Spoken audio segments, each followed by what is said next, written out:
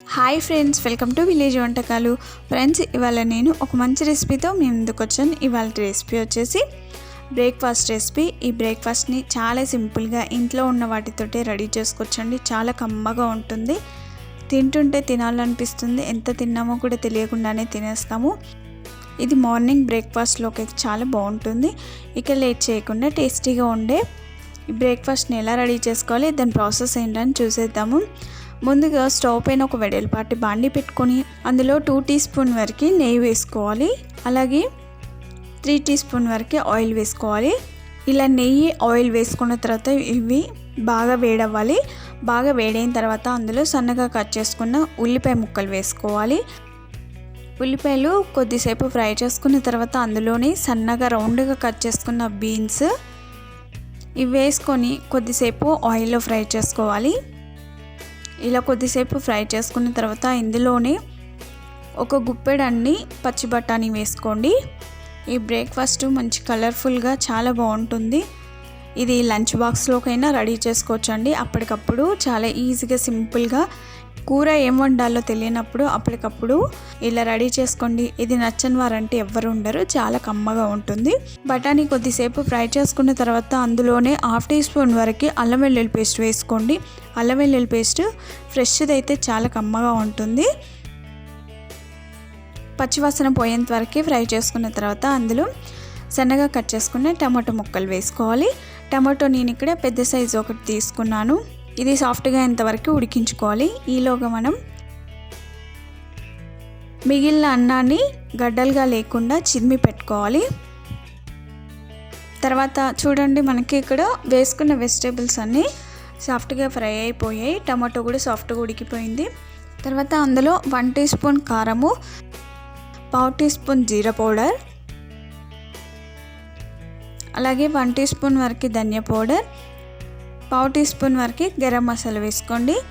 ఇవి వేసుకున్న తర్వాత ఈ మసాలాలన్నిటిని కూడా ఆయిల్లో కొద్దిసేపు ఫ్రై చేసుకోవాలి.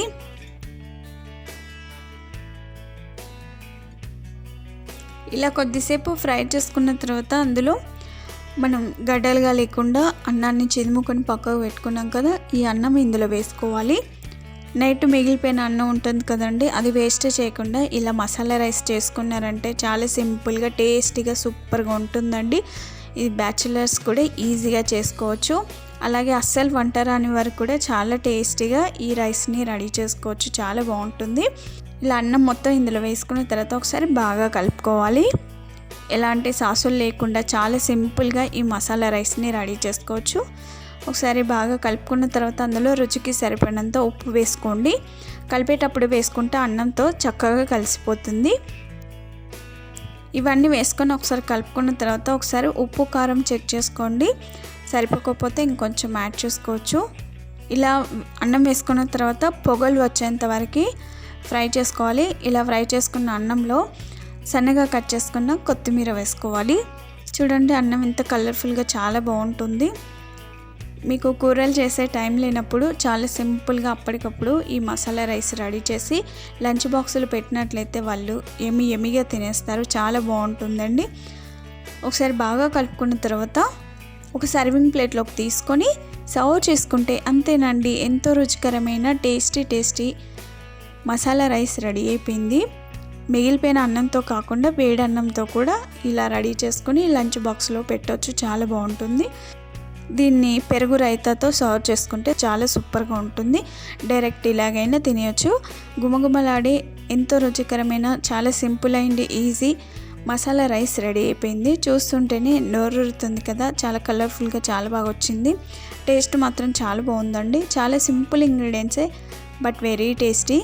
మరి మీరు తప్పక ట్రై చేస్తారు కదా. మరిన్ని ఇలాంటి ఎన్నో వెరైటీ రెసిపీస్ కోసం మా ఛానల్ని సబ్స్క్రైబ్ చేసుకోండి. పక్కనే ఉన్న బెల్ సింబల్ని క్లిక్ చేసినట్లయితే మేము పెట్టే ప్రతి వీడియో నోటిఫికేషన్ మీ మొబైల్కి వచ్చేసి. మీకు ఈ వీడియో నచ్చినట్లయితే లైక్ చేయండి, షేర్ చేయండి. మీరు తప్పక ట్రై చేసి మీకు ఎలా వచ్చిందో మీ ఫీడ్బ్యాక్ని కామెంట్ చేయండి. Thank you for the watching. Bye bye.